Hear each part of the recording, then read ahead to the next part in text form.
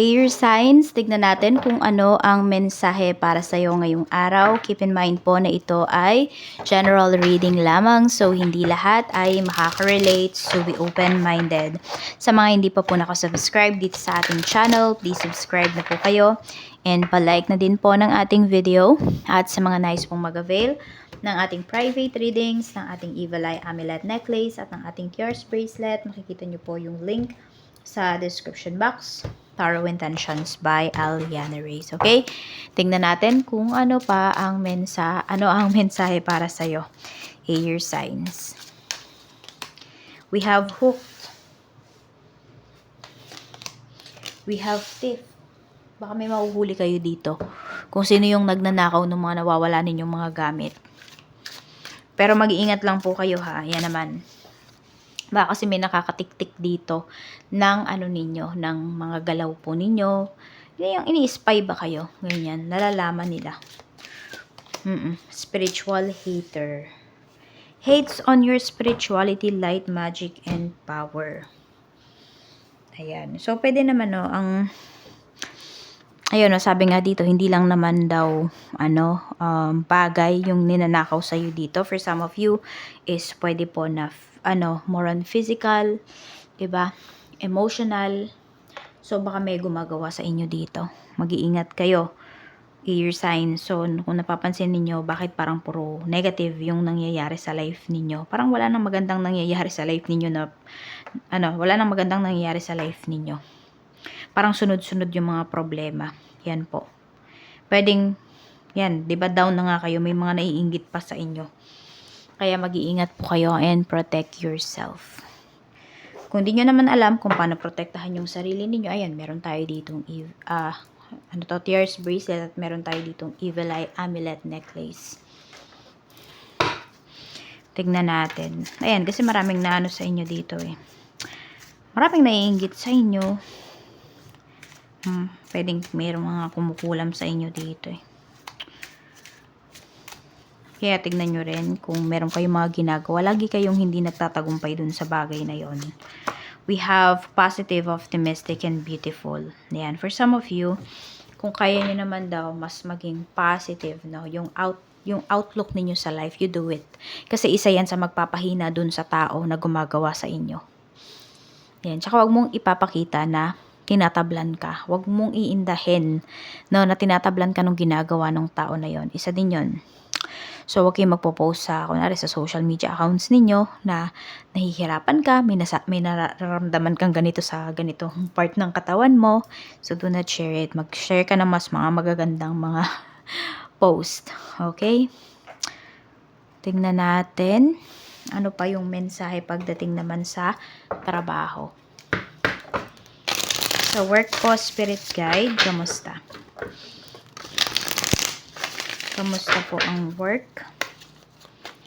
Mayroon tayo ditong 4 of Wands. Ayan po. So, marami naman dito gustong-gusto kapag dating sa trabaho. Ayan, hook na hook sila sa'yo. Meron nga dito, pagdating sa work, no? Parang kahit ano yung hilingin mo, parang binibigay sa'yo. Or mababait sila sa'yo. Ayan o, Queen of Wands. Gustong-gusto nila yung energy mo. So, pwede po kasi air signs, napapagaan mo yung ambience dyan sa trabaho. So, magaan talaga yung energy mo. Kaya maraming gustong kumapit sa'yo. Ayan, baka may mga kapit-tuko sa'yo dito ng mga co-worker mo. So, medyo mag-iingat ka lang. Okay? We have King of Swords. Mukhang meron nagkaka-interest sa'yo dito pagdating sa trabaho. Kaya na kasi medyo may pagka-arrogante yung tao na to. Kaya pwedeng hindi mo siya napapansin. Okay? I mean, hindi mo napapansin na may gusto sa'yo yung taong to. Napapansin mo lang masama yung kanyang ugali. Parang ganun. Tignan natin pagdating naman magtatagal pa po yung iba sa inyo sa trabaho, kayo mag-alala. Check natin pagdating naman po sa negosyo. Sa negosyo, we have 3 of Pentacles. We have 8 of Wands. Okay, so ang nakikita ko lang dito, may transaction dito na pwedeng akala mo kikita ka pero hindi talaga. So, kasi ayan parang maiisip mo kasi, uy, ang bilis kausap nung tao na to. Oo ka, hindi mo na pag-isipan na, ay, teka, parang pinamigay ko lang yung items ko, yung products ko. Wala ako halos kinita. So, ayan po, medyo pag-isip-isipan nyo muna, no, kapag meron dito na sobrang eager doon sa inyong produkto, nagmamadali, bago kayo mag-say yes dito, mag-compute muna po kayo. Yan, kasi baka meron dito, guguluhin ba yung isipan ninyo? Oo. Maganda po yung sales ninyo ngayon.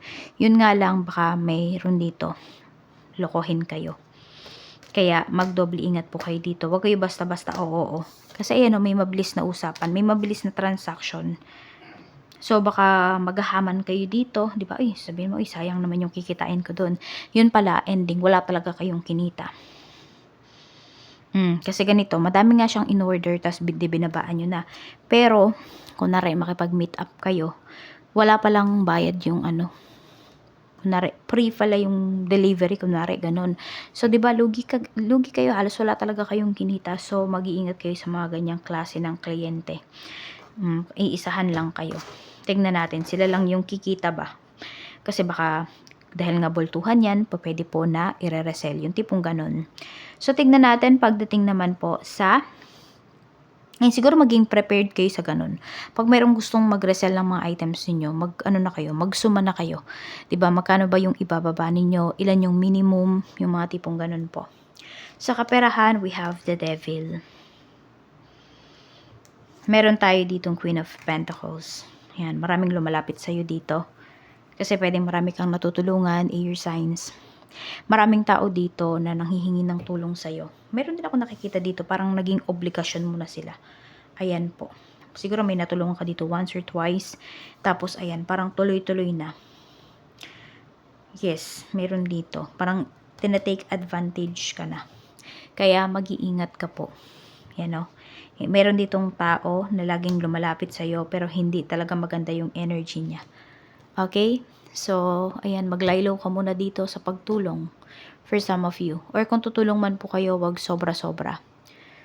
Kung may 500 pesos ka, kunwari, ganun yung tinutulong mo. Some of you, kunwari, monthly kayo, may naglalaan kayo ng, ng pera para pang tulong. So, wag mo lang siyang ibigay sa isang tao. Parang, mo siya. Ikalat mo yung pera na yun para mas marami ka pang matulungan. Kasi meron dito abusado. Inaabuso na yung kabaitan mo. Check natin sa mga single po. We have 8 of Pentacles. Ay, mga single natin dito, busy sa trabaho. So, paano kayo magkakaroon ng love life niyaan? Busy kayo. Yan. Ayan po. Kung gusto niyo magkaroon ng love life, huwag kayo masyadong magpaka-busy sa work. Okay? Magkaroon din dapat po kayo ng social life. Sa mga in a relationship naman, we have the Hierophant. Okay, mga in a relationship po natin dito. Okay, mukhang malapit ng ikasal or nape-pressured na kayo parehas ng person mo. Nape-pressure na kayo parehas pagdating sa pagpapakasal.